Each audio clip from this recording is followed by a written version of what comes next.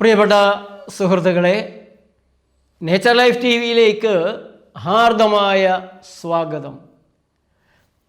എന്നെ കേൾക്കുന്ന നിങ്ങളെല്ലാവരും nature life TV subscribe ചെയ്തിട്ടുണ്ടാകും എന്നാണ് എൻ്റെ വിശ്വാസം. ലൈക്ക് ചെയ്യണം, കമൻറ്റുകൾ, നിങ്ങളുടെ അഭിപ്രായങ്ങൾക്കനുസരിച്ച് എനിക്കിതിൽ പലതരത്തിലുള്ള മാറ്റങ്ങളും വരുത്താൻ സാധിക്കും. അഭിപ്രായങ്ങൾ എഴുതണം. നേച്ചർ ലൈഫിൻ്റെ സിൽവർ ജൂബിലി 25 വർഷമാകുന്നത് പ്രമാണിച്ച് 25 പ്രധാനപ്പെട്ട പ്രഭാഷണങ്ങൾ യൂട്യൂബിലും നടത്തണമെന്നാണ് എൻ്റെ ആഗ്രഹം. കേരളത്തിലുടനീളം 25 പൊതുപരിപാടികൾ നടക്കണം, ഏകദിന പരിപാടികൾ, ക്യാമ്പുകൾ നടക്കണം. അതിൻ്റെ തുടക്കം കുറിക്കുന്ന പ്രഭാഷണം എറണാകുളം ടൗൺ ഹാളിലാണ്. അത് സെപ്റ്റംബർ 24 ബുധനാഴ്ചയിലേക്ക് മാറ്റി നിശ്ചയിക്കേണ്ടതായി വന്നിട്ടുണ്ട്. അതുകൊണ്ട് എല്ലാവരും ദയവായി ഒന്ന് ശ്രദ്ധിക്കണം. കഴിയുന്നത്ര ബന്ധുക്കളെയും സുഹൃത്തുക്കളെയും കൂട്ടി തന്നെ വരണം. സെപ്റ്റംബർ 24 രാവിലെ 9 മണിക്ക് തന്നെ സ്റ്റാർട്ട് ചെയ്യും.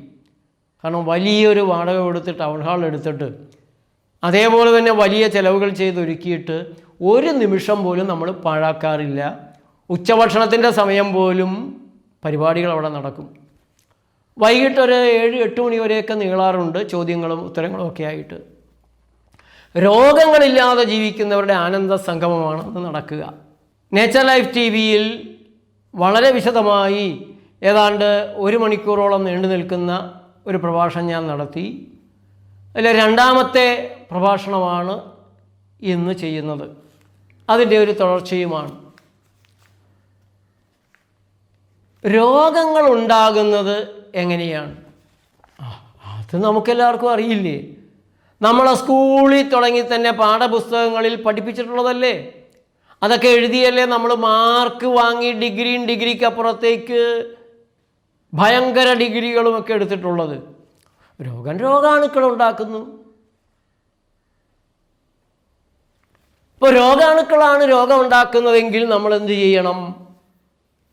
ആയുർവേദ കഷായം കുടിച്ചിരുന്നാൽ മതിയോ? പ്രകൃതി ചികിത്സയുടെ കുമ്പളങ്ങാ നീര് മതിയോ? രോഗാണുക്കളെ കൊല്ലണ്ടേ? തീർച്ചയായും കൊല്ലണം. അതാണല്ലോ നമ്മൾ പഠിച്ചിട്ടുള്ളതും പരീക്ഷ എഴുതി പാസ്സായിട്ടുള്ളതും. രോഗാണുക്കളെ കൊല്ലണം. രോഗാണുക്കൾ എവിടെയാണുള്ളത്? അത് നമ്മുടെ ഉള്ളിൽ. അപ്പം നമ്മുടെ ഉള്ളിലിരിക്കുന്ന രോഗാണുവിനെ നമുക്കെങ്ങനെയാണ് കൊല്ലാൻ കഴിയുക? അത് ആ രോഗാണുവിനെ കൊല്ലാൻ കഴിയുന്ന കെമിക്കലുകളുണ്ട്. അതുള്ളിലേക്ക് ഇട്ട് കൊടുത്താൽ മതി, വിഴുങ്ങിയാൽ മതി. എന്ന് വെച്ചാൽ എലിയെ കൊല്ലാൻ എലിയിരിക്കുന്ന വീടിന് തീ കൊളുത്തിയാൽ മതി. ഈ രോഗാണുവിൻ്റെ ഉള്ളിലുള്ള ജീവനും നമ്മുടെ ജീവനും തമ്മിൽ എന്താ വ്യത്യാസമുള്ളത്? രോഗാണു കാണാൻ വയ്യാത്ത അതിസൂക്ഷ്മിയാണ്.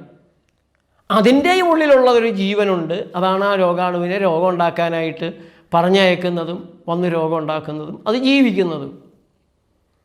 അപ്പം നമ്മളും കാണാൻ വയ്യാത്ത ഒരു അണുരൂപത്തിലായിരുന്നല്ലോ ബീജകോശത്തിൽ, ആദ്യകോശത്തിൽ. അതിലും ഉണ്ടായിരുന്നൊരു ജീവൻ. അപ്പോൾ രണ്ടും ഒരേപോലെ തന്നെയല്ലേ? ഉള്ളിലിരിക്കുന്ന രോഗാണുവിനെ കൊല്ലാൻ ഉപയോഗിക്കുന്ന ആൻറ്റിബയോട്ടിക്കുകൾ അതേ രീതിയിലുള്ള നമ്മുടെ കോശങ്ങളിലെ ജീവനെ അതിനെയും കൂടെ കൊല്ലില്ലേ? ആൻറ്റിബയോട്ടിക്ക് അണുവിൻ്റെ ഉള്ളിലുള്ളത് മാത്രമേ കൊല്ലുള്ളൂ. അതത്ര ബുദ്ധിയാണോ? ഇതാണ് നിങ്ങളുടെ കുഴപ്പം. ആരുടെ കുഴപ്പം? നിങ്ങൾ പ്രകൃതിക്കാരുടെ കുഴപ്പം. നിങ്ങൾ തല തിരിഞ്ഞാണ് ചിന്തിക്കുക. ഞങ്ങൾ നേരെ ചിന്തിക്കും. രോഗാണുക്കൾ രോഗം ഉണ്ടാക്കുന്നു, അതിനെ കൊല്ലണം. അതിനെ കൊന്നു കഴിഞ്ഞാൽ രോഗം മാറും. അല്ല, നിങ്ങൾ ചികിത്സിക്കാൻ തുടങ്ങിയതിന് ശേഷം രോഗം പെർമനൻ്റ് ആണല്ലോ. രോഗാണുക്കളെ കൊല്ലാൻ നിങ്ങൾ ആൻറ്റിബയോട്ടിക് കൊടുത്ത് അണുക്കളെ കൊന്നു കഴിഞ്ഞിട്ടും രോഗം മാറുന്നില്ലല്ലോ. എന്തെല്ലാം രോഗങ്ങളുടെ പേരിലാണ് അണുക്കളെ കൊല്ലാനുള്ള ആൻറ്റിബയോട്ടിക്കുകൾ നിങ്ങൾ കൊടുക്കുന്നത്, എന്നിട്ടും രോഗം മാറി കാണുന്നില്ലല്ലോ. ജീവിതകാലം മുഴുവൻ കഴിക്കാനുള്ള മറ്റു മരുന്നുകളും കൂടെ നിങ്ങൾ നൽകിക്കൊണ്ട് ഞാൻ ഒരിക്കലും നിങ്ങളുടെ രോഗം മാറ്റിത്തരില്ല, നിങ്ങൾ രക്ഷപ്പെട്ടു പോകാൻ ഞാൻ സമ്മതിക്കില്ല, ഇന്ന് തുടങ്ങി എന്നും നിങ്ങൾ ഞങ്ങളുടെ മരുന്ന് കമ്പനിയുടെ, ഞാൻ ഏജൻ്റായിരിക്കുന്ന മരുന്ന് കമ്പനിയുടെ മരുന്ന് കഴിച്ച് ജീവിച്ചോളുക. അതാണല്ലോ വിധി വരുന്നത്. രോഗം രോഗാണുക്കളാണ്. നിങ്ങൾ എന്തെല്ലാം പറഞ്ഞാലും രോഗം രോഗാണുക്കളാണ് ഉണ്ടാക്കുന്നത്. അല്ല, അതൊന്ന് തെളിയിക്കാവോ?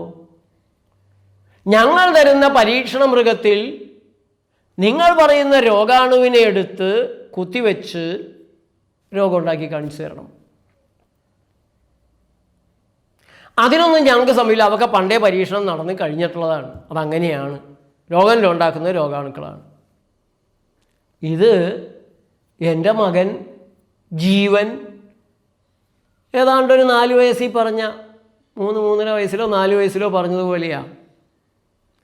അവന് ഒരു കോഴിക്കുഞ്ഞുങ്ങൾ 2 എണ്ണത്തെ മേടിച്ചു കൊടുത്തു. അവന് കോഴിക്കുള്ള വലിയ ഇഷ്ടമാണ്. അപ്പോൾ കോഴിക്കുഞ്ഞുങ്ങളെ വാങ്ങിച്ചു കൊടുത്തു. കുറച്ച് ദിവസം കഴിഞ്ഞപ്പോൾ 2 കോഴിക്കുഞ്ഞും ചത്തുപോയി. കോഴിക്കുഞ്ഞെങ്ങനെയാണ് ചത്തത്?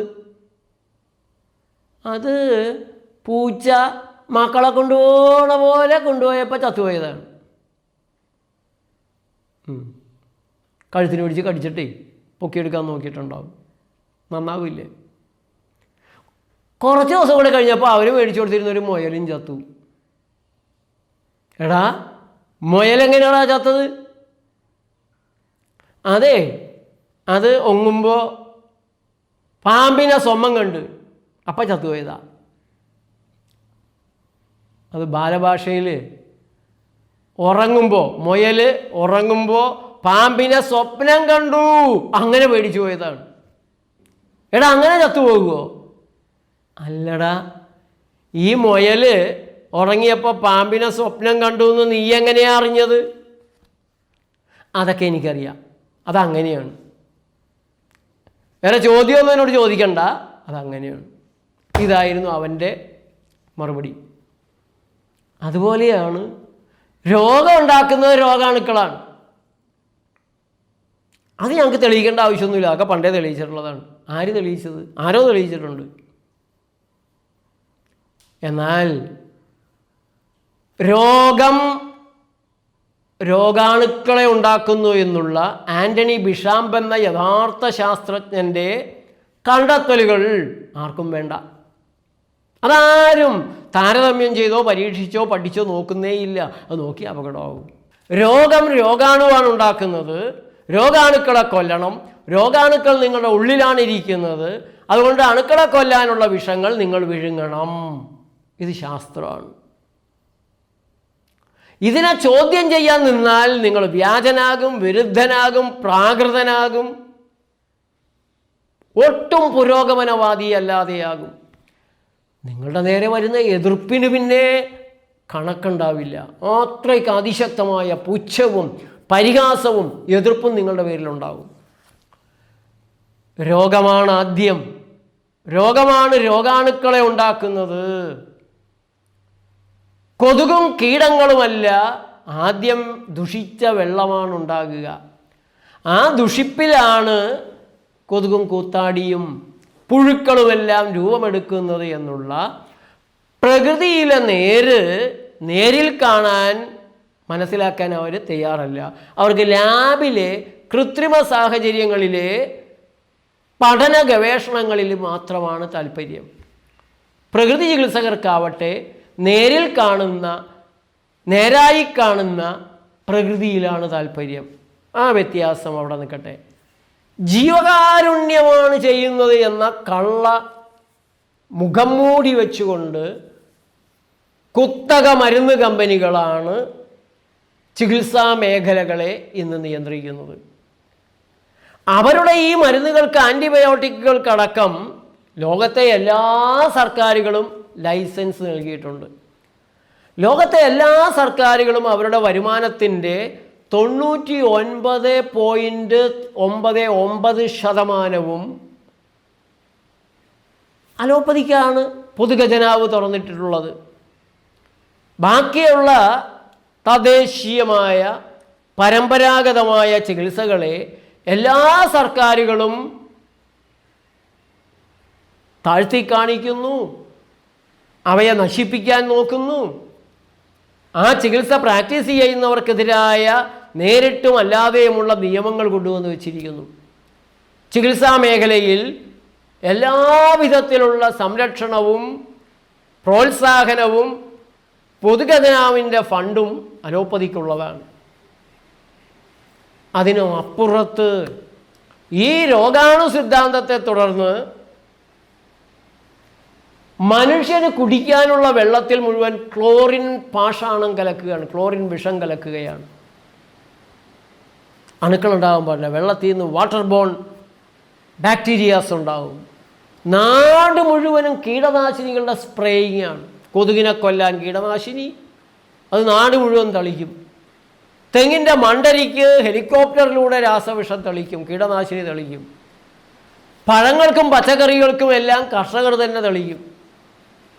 ഇറച്ചി മൃഗങ്ങളെ അറുക്കുന്നതിന് മുമ്പ് കാരം കുടിപ്പിച്ച് രക്തമെല്ലാം മാംസത്തിൽ തന്നെ ഉറഞ്ഞുകൂടി തൂക്കം കൂടി കിട്ടാൻ, എലിപ്പനി വരാതിരിക്കാൻ എന്നുള്ള പേരിൽ ഡോക്സിസൈക്ലിൻ എന്ന് പറയുന്ന കൊലപാതക മരുന്ന് കഴിക്കുന്നതിൽ 10% ആളുകൾക്കും മരണമുണ്ടാക്കാനിടയുള്ള 50% ആളുകൾക്കും ഗതികേടുണ്ടാക്കാൻ സാധിക്കുന്ന മരുന്നെല്ലാം സകലരും കഴിക്കണമെന്ന് പറയും. അത് പാടില്ല എന്ന് പറഞ്ഞതിനാണ് എന്നെ അറസ്റ്റ് ചെയ്ത് ശൈലജ ടീച്ചർ ജയിലിലടപ്പിച്ചത്. IMA മീറ്റിംഗ് കൂടി എന്നെ അറസ്റ്റ് ചെയ്യണമെന്ന് പ്രമേയം പാസ്സാക്കി എന്നൊക്കെ പറയുന്നുണ്ട്, വാർത്തകളിൽ അങ്ങനെ കണ്ടിരുന്നു. കുത്തക മരുന്ന് കമ്പനികളുടെ ദാസന്മാർക്ക് ഇങ്ങനെയൊക്കെ ചെയ്യാനേ പറ്റുള്ളൂ. ഈ ഡോക്സിസൈക്ലിൻ അമൃതാണ് എന്ന് പറഞ്ഞിട്ടാണ് വിതരണം.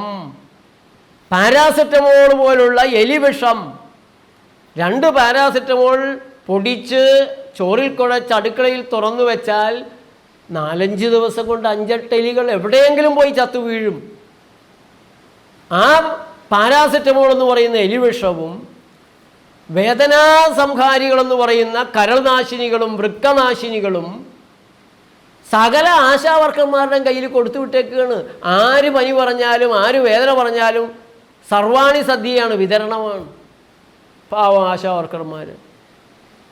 അവരുടെ വിചാരം, അവരെ പറഞ്ഞ് ബോധ്യപ്പെടുത്തിയിട്ടുള്ളത് അവർ ജനങ്ങളുടെ രക്ഷകരാണ്, ഈ മരുന്നുകൾ ഇങ്ങനെ കൊടുക്കുന്നതുകൊണ്ടാണ് ജനങ്ങൾ ആരോഗ്യത്തോടെ ജീവിച്ചിരിക്കുന്നത്.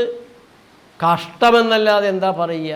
ജനിച്ചു വീഴുന്ന സകല കുഞ്ഞുങ്ങൾക്കും കുത്തോട് കുത്താണ്, രോഗപ്രതിരോധ വാക്പാപങ്ങളാണ്. അങ്ങനെയാണ് 1.5 വയസ്സിൽ കുട്ടികൾക്ക് ഓട്ടിസം ഉണ്ടാകുന്നതെന്നും ആ സാധനങ്ങൾ നിരവധി തരത്തിലുള്ള കുഴപ്പങ്ങൾ കുട്ടികൾക്ക് ഉണ്ടാക്കുന്നു. ഈ വാക്പാപത്തിൽ ചേർക്കുന്ന ഇൻഗ്രീഡിയൻസ് ഉണ്ട്, പ്രിസർവേറ്റീവുകളുണ്ട്, അഡ്ജുവൻസ് എന്ന് പറയുന്ന ആ സാധനങ്ങൾ ഏതൊക്കെയാണ് എന്ന് നോക്കിയാൽ aluminium salt, aluminium sulphate, aluminium ഡീഹൈഡ് തുടങ്ങി നിരവധി ഭീകര സാധനങ്ങൾ ഇതിനുള്ളിലുണ്ടെന്ന് നിങ്ങൾക്ക് തന്നെ കാണാം. നമ്മുടെ നാട്ടിൽ ഇത് തനി അമൃതാണ്, ഇതൊരു കുഴപ്പവും ഉണ്ടാക്കില്ല, എടുത്തില്ലെങ്കിൽ കുഴപ്പമാണ് എന്ന് പറഞ്ഞ് സകല കുട്ടികളെയും ഓടിച്ചിട്ട് ആശാവർക്കർമാരെ കൊണ്ട് ബന്ദികളാക്കി പഞ്ചായത്ത് മെമ്പർമാർ സഹിതം ഇറങ്ങി വ്യാപകമായി കൊടുപ്പിക്കുന്നത്.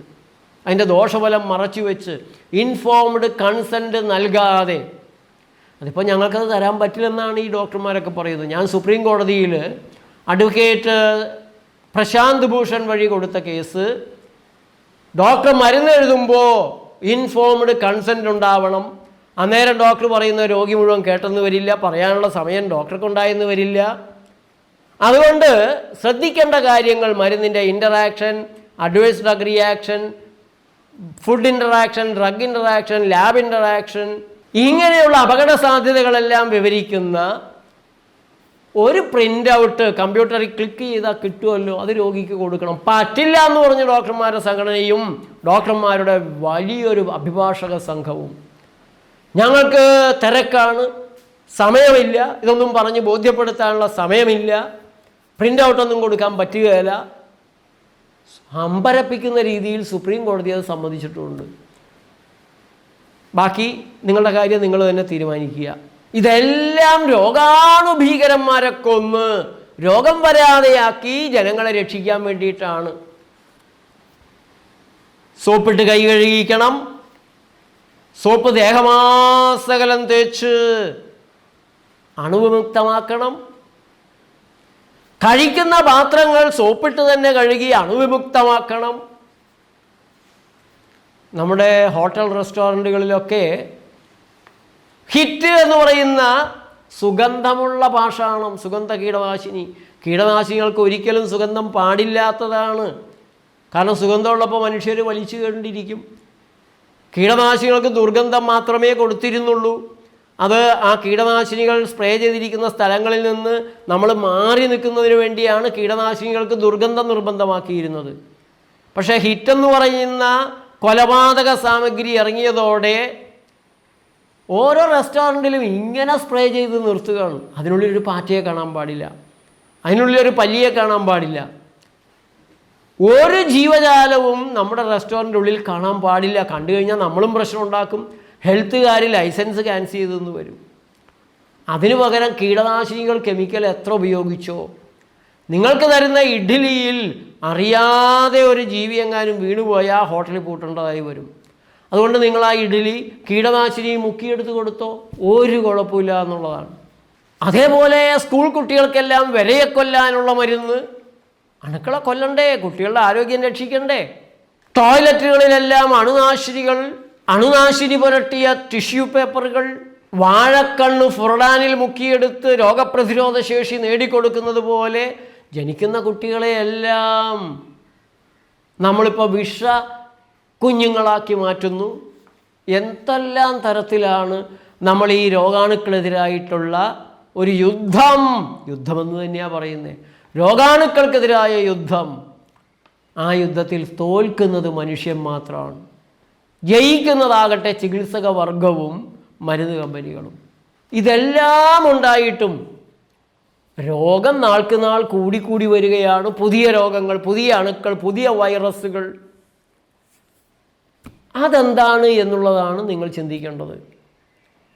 എന്തുകൊണ്ടാണ് രോഗാണുവിനെതിരായ ആൻറ്റിബയോട്ടിക് ഉപയോഗിച്ചിട്ടും രോഗം ബാക്കിയാകുന്നത്? ദഹനശേഷി നിങ്ങൾക്ക് തകരുന്നത് എന്തുകൊണ്ടാണ്? നിങ്ങൾ പതുക്കെ ഫാറ്റി ലിവറായിട്ടും കിഡ്നി ഫെയിലിയറായിട്ടും ക്യാൻസറായിട്ടും നശിഞ്ഞു പോകുന്നത് എന്തുകൊണ്ടാണ് എന്ന ഒരു ചിന്തയിലേക്ക് വരണം. അതിന് നിങ്ങൾക്ക് ഒരു 60 വയസ്സൊക്കെ പ്രായമുള്ളവർക്ക്, അതിന് മേലെ പ്രായമുള്ളവർക്ക് കുറച്ചുകൂടെ കാര്യങ്ങൾ എളുപ്പമാണ്. ഒരു 50 കൊല്ലങ്ങൾക്ക് മുമ്പുള്ള നമ്മുടെ ജീവിതവും ഇപ്പോഴത്തെ ജീവിതവും തമ്മിലൊന്ന് നോക്കണം. അപൂർവമായിരുന്നു അന്ന് ചായ കാപ്പി. എൻ്റെ ചെറുപ്പകാലങ്ങളിൽ ചായ പതുക്കെ വന്നു തുടങ്ങുന്നത് എനിക്ക് ഓർമ്മയുണ്ട്. ഈ കഴിക്കുന്ന പാനീയം ഒരു കഷണം ശർക്കര ഇട്ട് തരും, അത് നക്കണം, കുടിക്കണം. എന്തിനാണ് ഈ പാഷാണം ഇങ്ങനെ കഴിപ്പിച്ചത് എന്നുള്ളത് വീട്ടുകാർക്കും അറിയത്തില്ല, ഞങ്ങൾക്കും അറിയില്ല. പക്ഷെ കുടിക്കണം, നല്ലൊരു സാധനമാണ്, ഉന്മേഷം കിട്ടും. എറണാകുളത്ത് ബ്രോഡ്വേയിലൊക്കെ സൗജന്യമായി ചായ കൊടുക്കാൻ തുടങ്ങി കമ്പനിക്കാരുടെ ആളുകൾ. കുറച്ച് ദിവസം കുടിച്ചു കഴിഞ്ഞപ്പോൾ പിന്നെ വേണമെങ്കിൽ കാശ് വേണമെന്നായി. ചെറിയ പാക്കറ്റ്, കുറഞ്ഞ വില. അതിൻ്റെ ടേസ്റ്റ് പിടിച്ച ആളുകൾ വാങ്ങി സിഗരറ്റും പ്രചരിപ്പിച്ചത് ഇങ്ങനെ. ആദ്യമൊക്കെ ഫ്രീ ആയിട്ട് വലിക്കാൻ കൊടുത്തു. വലിച്ച് രസം പിടിച്ചപ്പോൾ കാശ് വേണമെന്നായി. കെണിയിൽ വീണതാണ്.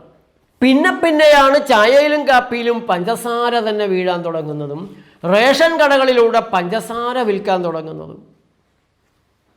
ഈ ചായയും കാപ്പിയും അതിൽ ചേർന്ന പഞ്ചസാരയും അതിൽ ചേരുന്ന പാലും ആർക്കും ഒരു രോഗം ഉണ്ടാക്കുന്നില്ല. സെല്ലുലാർ ലെവലിൽ ഇൻഫ്ലമേഷനും ഉണ്ടാക്കുന്നില്ല. ആർട്ടിഫിഷ്യൽ ഇൻ്റലിജൻസിനോട് ചോദിച്ചാൽ ചായയും കാപ്പിയും ഈ പഞ്ചസാരയും മൈദയും വനസ്പതിയുമൊക്കെ ഇൻഫ്ലമേഷൻ ഉണ്ടാക്കുമെന്നാണ് കാണുന്നത്. വനസ്പതിയാണെങ്കിൽ 2015 അമേരിക്കയിൽ നിരോധിച്ചു എന്നാണ് കാണുന്നത്. നമ്മുടെ നാട്ടിൽ അതിപ്പോഴും വ്യാപകമായിട്ട് ഉപയോഗിക്കുന്നുണ്ട്. അമേരിക്കയിൽ എന്തുകൊണ്ടാണ് വനസ്പതി നിരോധിച്ചത്? 30-ലധികം രോഗങ്ങൾ മനുഷ്യ ശരീരത്തിൽ ഉണ്ടാക്കുന്നു എന്ന് തെളിഞ്ഞതുകൊണ്ടും ക്യാൻസർ അടിത്തറയിടുന്നത് കൊണ്ടുമാണ് വനസ്പതി നിരോധിച്ചത് 2015.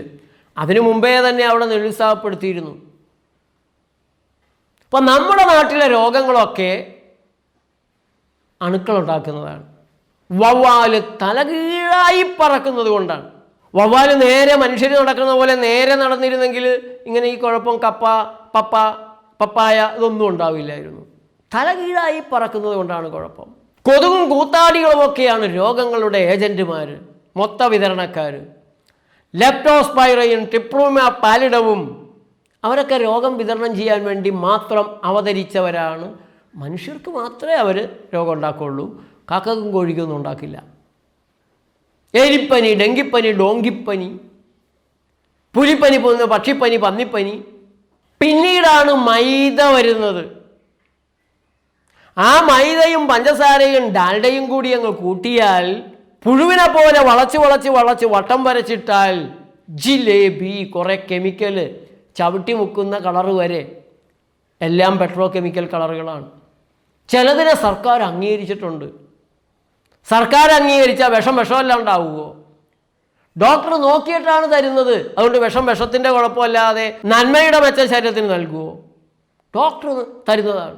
പിന്നെ മഞ്ഞ കളറും കൂടി ചേർത്ത് ഉരുട്ടി വെച്ചാൽ ലഡു, കട്ടിയായിട്ട് മുറിച്ചെടുത്താൽ ഹലുവ, ബേക്കറികളിലെ ഫാൻസി ഡ്രസ്സ്, ഒറ്റ സാധനം മൈദ, പഞ്ചസാര, വനസ്പതി, കുറേ നിറം. ഈ 4 കൂടെ ചേർന്ന് പലതരത്തിലിരിക്കുമ്പോൾ നമ്മൾ കരുതും വെറൈറ്റിയാണ്. ഈ ബേക്കറി സാധനങ്ങളൊന്നും 50 കൊല്ലത്തിന് മുമ്പ് ഉണ്ടായിരുന്നില്ല. ഈ സാധനങ്ങൾ കഴിക്കുന്ന ആളുകളിൽ അവരുടെ ദഹനേന്ദ്രിയത്തിന്, അവരുടെ രക്തത്തിന്, അവരുടെ കോശങ്ങൾക്ക്, അവയവങ്ങൾക്ക് ഗുണം വരുമോ ദോഷം വരുമോ? ഇതെല്ലാം രോഗം ഉണ്ടാക്കില്ലേ? രോഗാണുക്കളാണ് രോഗം ഉണ്ടാക്കുന്നത്. പുതിയ വൈറസ് ഒരുത്തിന് ഇറങ്ങിയിട്ടുണ്ട്, അതാണ് രോഗം ഉണ്ടാക്കുന്നത്. അതല്ലാതെ നിങ്ങൾ പുതുതായിട്ട് കൊടുത്തു തുടങ്ങിയ കീടനാശിനിയല്ല രോഗം ഉണ്ടാക്കുന്നത്. അതിനെ സംശയിക്കാനൊന്നും പാടില്ല. കീടനാശിനിക്കെതിരെയൊക്കെ പറഞ്ഞ ജോൺസൺ ക്യാൻസറിനെതിരെ അവരുടെ ഉൽപ്പന്നങ്ങൾ ക്യാൻസർ ഉൽപ്പന്നങ്ങളാണ് എന്ന് പറഞ്ഞ 2000 ആണ്ട് തുടങ്ങി 2012 വരെ ഞങ്ങൾ വ്യാപകമായ പ്രചരണം നടത്തി. അതോടെയാണ് കേരളത്തിലെ പത്രങ്ങളും ചാനലുകളും എന്നെ പുറത്താക്കിയത്. എനിക്കെതിരെ എന്തെങ്കിലും ഉണ്ടെങ്കിൽ എഴുതാൻ എന്തൊരു താല്പര്യമായിരുന്നു. പുറകെ മിഠായി, ചോക്ലേറ്റ്, ബിസ്ക്കറ്റ്, ഐസ്ക്രീം, അങ്ങനെ പ്രിസർവേറ്റീവുകൾ ചേർന്ന, കീടങ്ങൾ വരാതിരിക്കാൻ മുൻകൂട്ടി തന്നെ കീടനാശിനികൾ ചേർത്ത് വെക്കുന്നതാണ് ഈ പ്രിസർവേറ്റീവ്സിൽ നല്ലൊരു ശതമാനവും. ടേസ്റ്റ് അഡിക്റ്റീവ്സ്, പിന്നെ നായ ഭക്ഷണം, പൂച്ചത്തീറ്റ. പൂച്ചയ്ക്ക് എന്ത് സന്തോഷമാണ്, അത് തന്നെ മതി. നായത്തീറ്റ കഴിക്കുന്ന നായ വേറെ ഭക്ഷണമൊക്കെ കഴിക്കാൻ താല്പര്യപ്പെടുന്നില്ല, അത് തന്നെ കിട്ടിയാൽ മതി. അതിൻ്റേതായ രോഗങ്ങൾ 100 പുറകെ വരുമ്പോൾ അതിൻ്റെ മരുന്നും പെറ്റ് ഹോസ്പിറ്റലുകൾ വലിയ വ്യവസായമായി കൊണ്ടിരിക്കുകയാണ് കേരളത്തിൽ. അപ്പോഴും പറയും നായക്കും രോഗം പിടിച്ചത് രോഗാണു കാരണമാണ്. കണ്ടില്ലേ, ഇപ്പോൾ മനുഷ്യന് മാത്രമല്ല മൃഗങ്ങൾക്കും ഒക്കെ വരുന്നുണ്ട്, ഇത് ഞങ്ങളായിട്ട് നൽകുന്നതാണ് എന്ന് മാത്രം അവർ പറയില്ല. 50 കൊല്ലങ്ങൾക്ക് മുമ്പ് മലബന്ധമുണ്ടാക്കുന്ന, രക്തം ദുഷിപ്പിക്കുന്ന, കരളിനെ കേടുവരുത്തുന്ന, ഫാറ്റി ലിവർ ഉണ്ടാക്കുന്ന ബേക്കറികൾ കേരളത്തിലുണ്ടായിരുന്നില്ല. കൊക്കരക്കോ എന്ന് പറഞ്ഞ് ജനങ്ങളെയെല്ലാം വിളിച്ചണിപ്പിക്കുന്ന കോഴികളുണ്ടായിരുന്നു. പക്ഷേ ബ്രോയിലർ കോഴി എന്ന് പറഞ്ഞ് കൂകാത്ത കോഴി, മുട്ടയിടാത്ത കോഴി, കോഴിയിൽ നിന്ന് വേറൊരു കോഴി ഉണ്ടാക്കാത്ത അന്തകക്കോഴി 50 കൊല്ലങ്ങൾക്ക് മുമ്പ് ഉണ്ടായിരുന്നില്ല. ഹോർമോണുകളും വാക്പാപങ്ങളുമെല്ലാം കുത്തിക്കയറ്റിയ വിഷക്കോഴികൾ 60 ലക്ഷം കിലോയാണ് ഒരു ദിവസം കേരളീയർ തിന്നുകൂട്ടുന്നത്. 3.5 കോടി ജനങ്ങളിൽ നല്ലൊരു പങ്കും കോഴിത്തീറ്റക്കാരാണ്. 3.5 കോടി ജനങ്ങളിൽ പ്രകൃതി ചെയ്യുന്ന നിസ്സാരമായൊരു ശതമാനമുണ്ട്, സസ്യാഹാരികൾ കുറച്ചുകൂടിയുണ്ട്. ബാക്കിയുള്ളവർ ഒരു ദിവസം കേരളത്തിൽ ചാപ്പിടുന്നത് 60 ലക്ഷം കിലോ കോഴിയിറച്ചിയാണ്. അതും ഈ ബ്രോയിലർ കോഴിയിറച്ചി. അന്തകക്കോഴിയിറച്ചി, വിഷക്കോഴിയിറച്ചി. അതൊരു രോഗം ഉണ്ടാക്കുന്നില്ല. ഒക്കെ രോഗാണുക്കൾ, കീടാണുക്കൾ, ബാക്ടീരിയകളും വൈറസുകളും. പുതിയ ബ്രോയിലർ കോഴി വന്ന് തിന്നു തുടങ്ങിയപ്പോൾ ഉണ്ടായതാണോ പുതിയ വൈറസ്? അറിഞ്ഞുകൂടാ. പക്ഷെ രോഗം ഉണ്ടാക്കുന്നത് ഈ ബ്രോയിലർ കോഴിയല്ല, അണുക്കളാണ്. 50 കൊല്ലങ്ങൾക്ക് മുമ്പ് നമ്മുടെ വീടുകളിൽ പെട്ടിമോർച്ചറി ഉണ്ടായിരുന്നില്ല. ചീഞ്ഞു കഴിഞ്ഞ ഭക്ഷണം പോലും ചീഞ്ഞതാണ് എന്ന് തോന്നിപ്പിക്കാത്ത രീതിയിൽ ആഹാര ശവങ്ങളെ കയറ്റിയിരുത്തി തണുപ്പിച്ചിരുത്താൻ ഹോം മോർച്ചറികൾ 50 കൊല്ലത്തിന് മുമ്പ് ഉണ്ടായിരുന്നില്ല. അതിൽ നിന്നുള്ള ശവഭക്ഷണങ്ങൾ തിന്നുന്നത് കൊണ്ട് ആർക്കും ഒരു കുഴപ്പമുണ്ടാവില്ല, രോഗം ഉണ്ടാവില്ല. ഒക്കെ ആരുണ്ടാക്കുന്നതാണ്? കീടാണുക്കൾ ഉണ്ടാക്കുന്നതാണ്. ചൂടാക്കി ചൂടാക്കി ചൂടാക്കി വീണ്ടും വീണ്ടും ചൂടാക്കി പഴയത് ബാക്കിയുള്ളത് പുതിയതിൻ്റെ കൂടെ അങ്ങ് ചേർത്ത് തരംതാണ എണ്ണകളും ചേരുവകളുമൊക്കെ ചേർത്ത് ലാഭം പരമാവധി കൂട്ടാൻ നോക്കുന്ന ഹോട്ടലുകൾ രോഗമൊന്നും ഉണ്ടാക്കില്ല. 50 കൊല്ലങ്ങൾക്ക് മുമ്പ് ഈ ഹോട്ടലുകളൊന്നും കേരളത്തിലില്ല. അന്നില്ലാത്ത രോഗങ്ങളൊക്കെ ഇപ്പോൾ പെരുകിയത് ഈ ഹോട്ടൽ കൊണ്ടൊന്നുമല്ല, അവിടുത്തെ അങ്ങനെയുള്ള ആഹാരം കൊണ്ടൊന്നുമല്ല, ഒക്കെ അണുക്കൾ ഉണ്ടാക്കുന്നതാണ്. 1 കൊല്ലം വരെ ഇറച്ചികൾക്ക് ലേബലടിച്ചു വിടുന്ന കില്ലർ എഫ്സികൾ നമ്മുടെ നാട്ടിൽ അധിനിവേശം തുടങ്ങിക്കഴിഞ്ഞു. അടൂരെന്ന് പറഞ്ഞാൽ ഗ്രാമവുമല്ല നഗരവുമായിട്ടില്ല. അങ്ങനെ നിൽക്കുന്ന അടൂരിൽ ഒരു മൂലയ്ക്കും കില്ലർ എഫ്സിയുടെ ഷോപ്പ് കണ്ടു. നാട്ടിൻപുറത്ത് പോലും വന്നുകൊണ്ടിരിക്കുകയാണ് പാഷാണങ്ങൾ വിൽക്കുന്ന കില്ലർ എഫ്സികൾ. കെമിക്കൽ ഫ്രൈഡുകളാണ് മാഡ് ഡൊണാൾഡ്സ് വിറ്റുകൊണ്ടിരിക്കുന്നത്. ആരോഗ്യത്തിന് നല്ലൊരു സാധനം അവിടെ നിന്നുണ്ടോ? ഈ കെമിക്കൽ സാധനങ്ങൾ.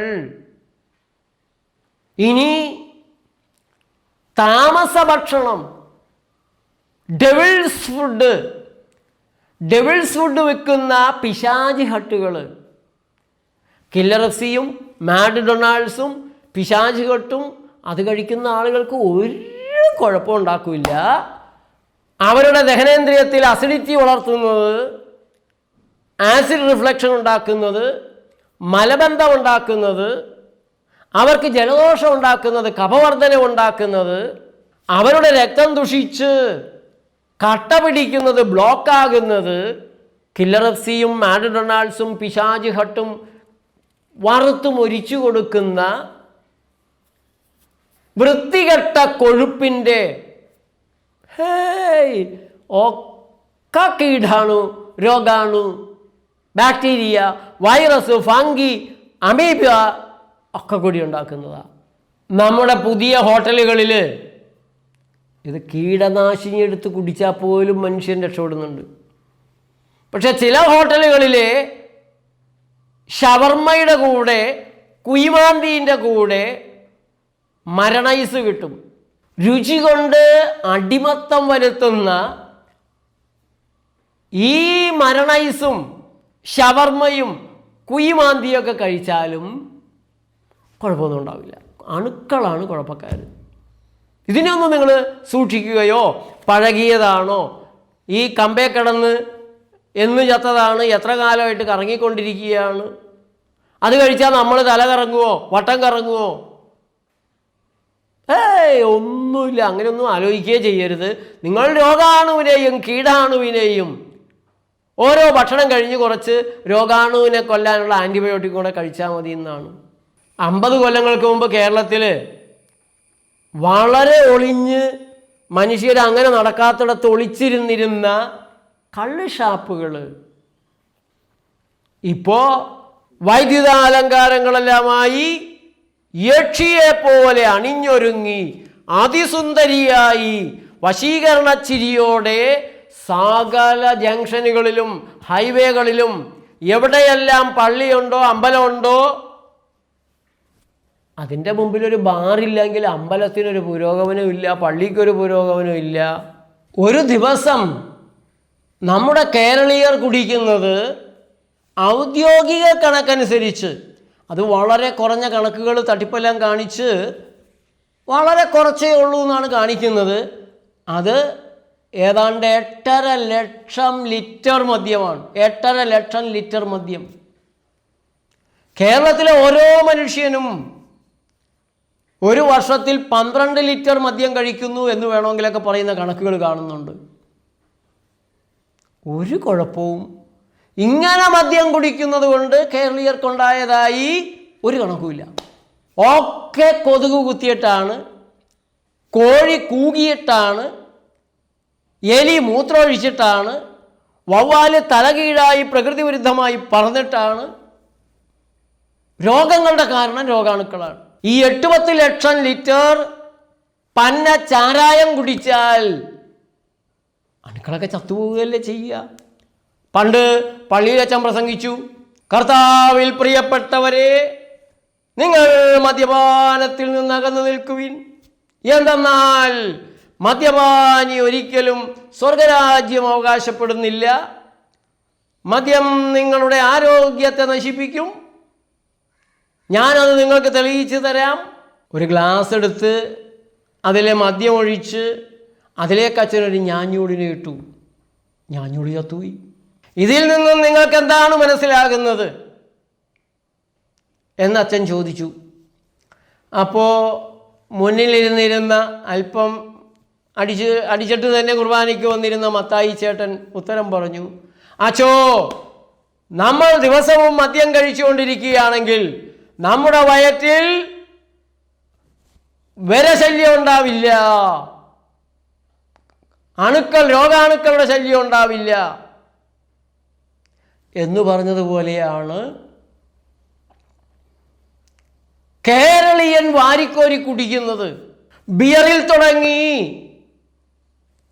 ബ്രാൻഡിയും വിസ്കിയും റമ്മും ജിന്നും വൈനും വോഡ്കയും പട്ടച്ചാരായവും. നമ്മുടെ ബാറുകളിലെല്ലാം കിട്ടുന്നത് പട്ടച്ചാരായത്തിൽ കളർ മുക്കിയിട്ടാണ്. ഇൻഡസ്ട്രിയൽ മൊളാസസ്, അത് ഒരിക്കലും മനുഷ്യന് കഴിക്കാവുന്നതല്ല. അതിനേക്കാൾ എത്രയോ ഭേദമാണ് വാറ്റി ഉണ്ടാക്കുന്ന പട്ടച്ചാരായം, ശർക്കരയും അങ്ങനെയുള്ള സാധനങ്ങളിട്ട്. മറ്റത് തനി സ്പിരിറ്റ്. രണ്ടും കുടിക്കാൻ പാടില്ല, കുടിക്കാൻ കൊള്ളാവുന്നതല്ല, വിൽക്കാൻ പാടുള്ളതല്ല. പക്ഷേ നമ്മളിവിടെ മനസ്സിലാക്കേണ്ട ഒരു കാര്യം, നമ്മളെ ഇന്ന് രോഗികളാക്കുന്നതിൽ മദ്യത്തിനൊന്നും ഒരു പങ്കുമില്ല. മൊത്തം അണുക്കളാണ് വരുന്നത്, വൈറസാണ് രോഗം ഉണ്ടാക്കുന്നത്. 50 കൊല്ലങ്ങൾക്ക് മുമ്പ് ഇതേപോലെ മനുഷ്യരുടെ തലയ്ക്ക് വട്ടുപിടിപ്പിച്ച് ചാരായം വിറ്റ് കാശുണ്ടാക്കാൻ ദുരമൂത്ത സർക്കാരും മദ്യമുതലാളിമാരും ഉണ്ടായിരുന്നില്ല. ഇന്ന് കുട്ടികൾക്ക് വരെ മദ്യം വിൽക്കുന്ന, മദ്യമിഠായികൾ ഇറക്കുന്ന കിരാതന്മാരാണ് നമ്മുടെ സമൂഹത്തിന് നേതൃത്വം നൽകുന്നത്. കഞ്ചാവും MDMA-യും എന്തെല്ലാം പാഷാണങ്ങളാണ് മയക്കുമരുന്നിൻ്റെ പേരിൽ നമ്മുടെ കുഞ്ഞുങ്ങൾക്ക് ദുഷ്ടന്മാർ കൊടുത്തുകൊണ്ടിരിക്കുന്നത്. അതും പക്ഷേ രോഗമൊന്നും ഉണ്ടാക്കുന്നില്ല. രോഗമൊക്കെ അണുക്കളാണ് ഉണ്ടാക്കുന്നത്. കൈ വെട്ടണോ, കാല് വെട്ടണോ, രണ്ടും കൂടെ വെട്ടണോ, തല വെട്ടണോ, 15,000 തുടങ്ങി റേറ്റ് തുടങ്ങും. ഇങ്ങനെയുള്ള കൊട്ടേഷൻ സംഘങ്ങൾ വിഹരിക്കുകയാണ് നാട്ടിൽ. കാമുകനോടൊപ്പം ഒളിച്ചോടണം. നിരപരാധിയും നിസ്സഹായനുമായ ഭർത്താവിന് ഭാര്യ കൊട്ടേഷൻ കൊടുത്തേക്കുകയാണ്. ഭർത്താവിൻ്റെ അച്ഛന് കൊട്ടേഷൻ കൊടുത്തൊരുത്തി. അവളെ പിന്നെ നേരത്തെ നമ്മൾ ജയിലിൽ നിന്ന് വിട്ടു. അടുത്ത ആരെങ്കിലുമൊക്കെ തട്ടാനുണ്ടാകും. ഈ കൊട്ടേഷൻ സംഘങ്ങൾ അമ്മയുടെ മുന്നിലിട്ട് കൊല്ലുന്ന മക്കൾ. ആ അമ്മയ്ക്ക് തൻ്റെ മകൻ്റെ മരണം, കൊട്ടേഷൻ സംഘങ്ങൾ മാത്രമല്ല, പാർട്ടി ഗുണ്ടകളുടെ സംഘങ്ങളുണ്ട്. വീട് കയറി ഏറ്റവും കൂടുതൽ കേരളത്തിൽ കൊലപാതകങ്ങൾ നടത്തിയിട്ടുള്ളത് പാർട്ടിക്കാരാണ്. ഗുണ്ടകൾക്ക് വീട് കയറി നടത്താൻ ഒരു ഭയമുണ്ട്, പാർട്ടിക്കാർക്ക് അതുപോലുമില്ല. അവർക്ക് എവിടെയും കയറി ചെല്ലാമല്ലോ. ഭാര്യയുടെ മുമ്പിലിട്ട് ഭർത്താവിൻ്റെ തല പൂക്കുറ്റി പോലെ ചിതറിച്ച സംഘം, അമ്മയുടെ മുമ്പിലിട്ട് മകനെ വെട്ടിക്കൊന്ന്, ആ കൊന്നവരുടെ ആരോഗ്യം അത് പിന്നെ തീർന്നു. പക്ഷെ അത് കണ്ട് ആ അമ്മയ്ക്കും ഭാര്യയ്ക്കും ഒരു ദിവസമെങ്കിലും കണ്ണടച്ചുറങ്ങാൻ പറ്റുമോ? മനസമാധാനത്തോടെ ജീവിക്കാൻ പറ്റുമോ? അവരുടെ രോഗങ്ങൾക്ക് നമ്മൾ മരുന്ന് തന്നെ കൊടുക്കും. നല്ല ഗുളികയുണ്ട്, ആൻറ്റിബയോട്ടിക് ഉണ്ട്, സ്റ്റിറോയിഡ് ഉണ്ട്. രോഗമൊക്കെ കീടങ്ങൾ ഉണ്ടാക്കുന്നതാണ്, കീടാണുക്കൾ ഉണ്ടാക്കുന്നതാണ്, രോഗാണുക്കൾ ഉണ്ടാക്കുന്നതാണ്. ഓലക്കുടിലിന് മുന്നിൽ ഒരോലക്കഷണം കൊണ്ട് ചാരി വെച്ച് പുറത്തു പോയിരുന്ന മലയാളിക്ക് ഇന്ന് വീട്ടിനകത്തിരുന്നാലും ധൈര്യമില്ല, പുറത്തു പോയാലും ധൈര്യമില്ല. ഏതെല്ലാം തരത്തിലാണ് അവനവൻ്റെ ആരോഗ്യം നഷ്ടപ്പെടുക, അവൻ മരണത്തിലേക്ക് തന്നെ വീഴുക എന്ന് പറയാൻ പറ്റാത്തൊരവസ്ഥയുണ്ട്. വന്യമൃഗങ്ങളുടെ ഭീഷണി, ഉരുൾപൊട്ടലിൻ്റെ ഭയം, കൊട്ടും കൊരവുമായി കോടികൾ മുടക്കി ആഘോഷിച്ച വികസനത്തിൻ്റെ അത്യുന്നത ഹൈവേ പോലും ഇടിഞ്ഞു വീണ് മനുഷ്യൻ്റെ തലയിൽ വീഴുന്ന അവസ്ഥയാണ്. ഭയം കൂടാതെ പുറത്തിറങ്ങാൻ കഴിയാത്ത മലയാളി.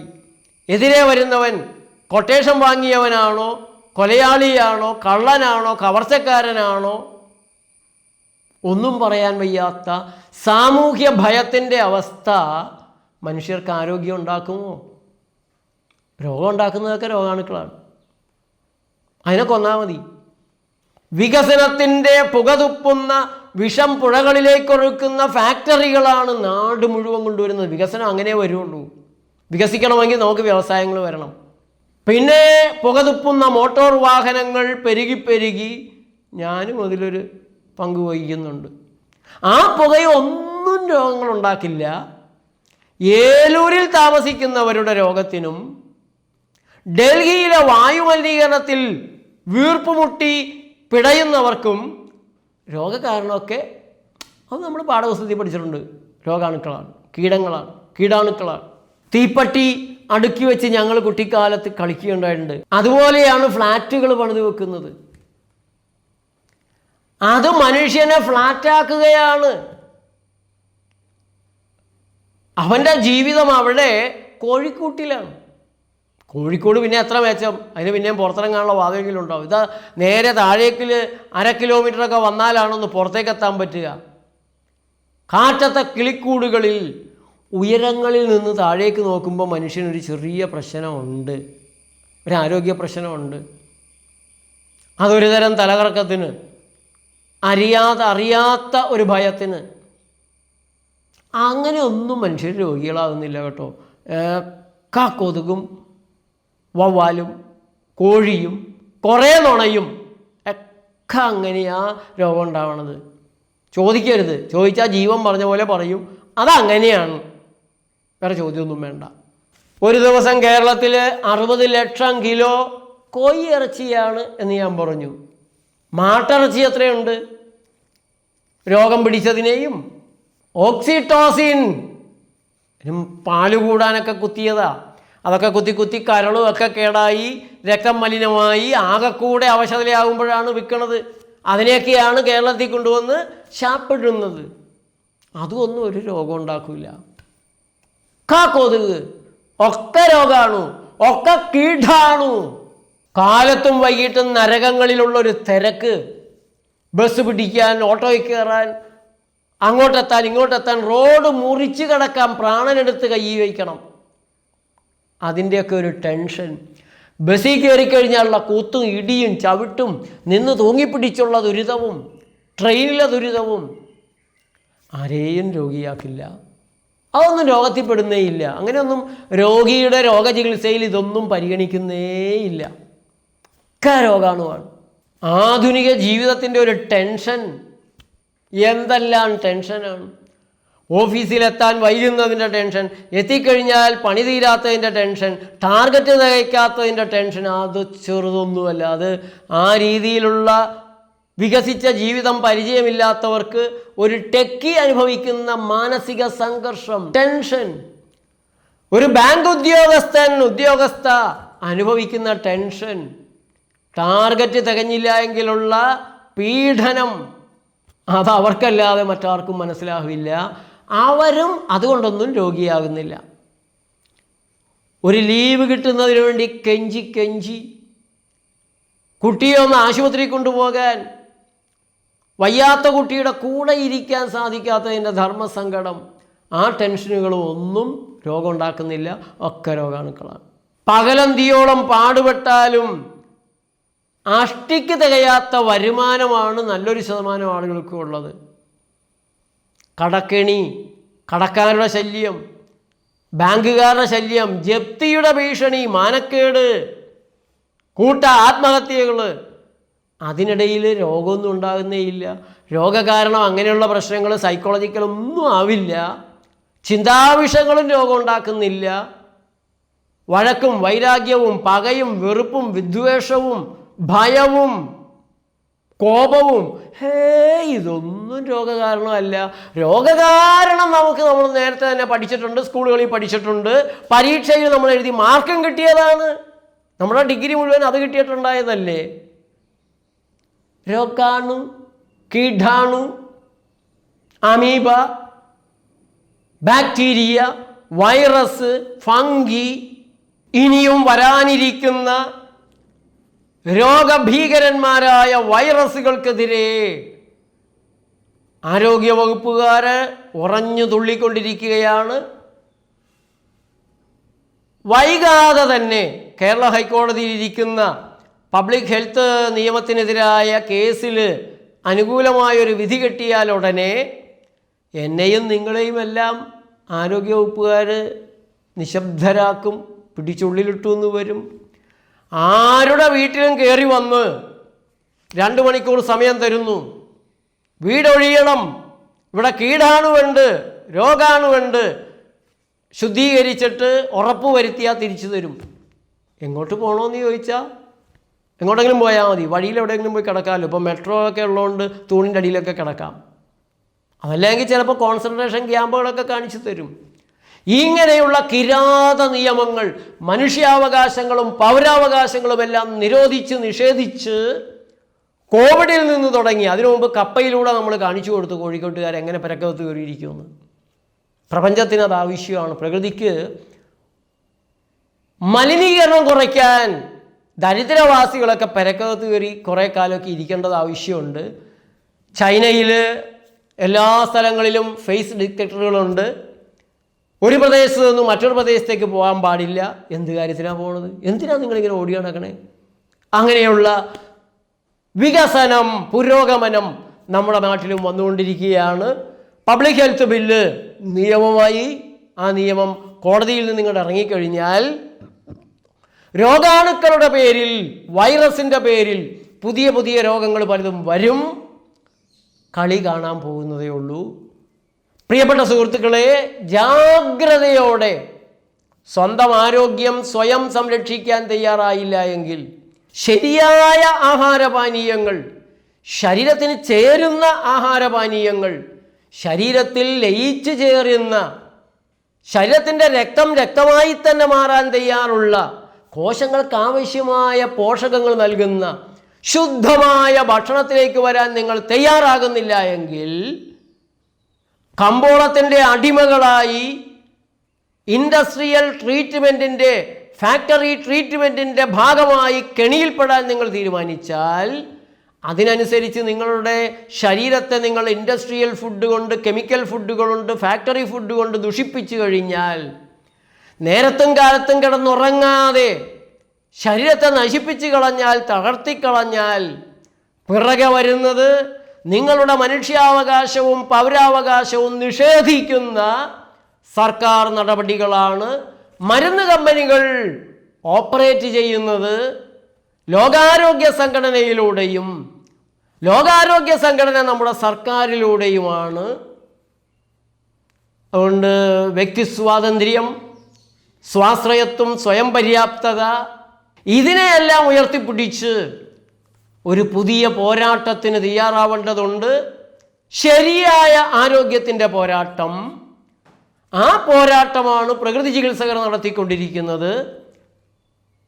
ഏതൊരു സാധാരണക്കാരനും അവനവൻ്റെ രോഗങ്ങൾ മാറ്റിയെടുക്കാനും ഒരു ചെലവുമില്ലാതെ ആരോഗ്യം സംരക്ഷിച്ച് ജീവിക്കാനും സാധിക്കുമെന്ന് പഠിപ്പിക്കുന്ന പ്രകൃതി ചികിത്സകർ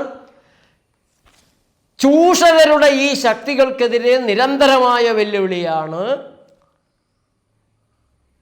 യശശരീരനായ VS അച്യുതാനന്ദൻ മുഖ്യമന്ത്രിയായിരിക്കുമ്പോൾ നേച്ചർ ലൈഫ് TV-ക്ക് നൽകിയ ഇൻ്റർവ്യൂവിൽ പറഞ്ഞു, കുത്തക മരുന്ന് കമ്പനികൾക്കെതിരായ പോരാട്ടത്തിൻ്റെ വജ്രായുധമാണ് പ്രകൃതി ജീവനം. അത് പഠിക്കാനും അത് പരീക്ഷിച്ചു നോക്കാനും നല്ലതെങ്കിൽ നിങ്ങളുടെ ജീവിതത്തിൽ പ്രാവർത്തികമാക്കാനും തയ്യാറാവണം. അല്ലാതെ നമ്മുടെ മുന്നിൽ മറ്റൊരു വഴിയില്ല. കഴിയുന്നത്ര ഷെയർ ചെയ്യണം, നിങ്ങളുടെ അഭിപ്രായങ്ങൾ എഴുതണം. നേച്ചർ ലൈഫ് TV ഇപ്പോൾ തന്നെ സബ്സ്ക്രൈബ് ചെയ്യണം. നന്ദി, നമസ്കാരം.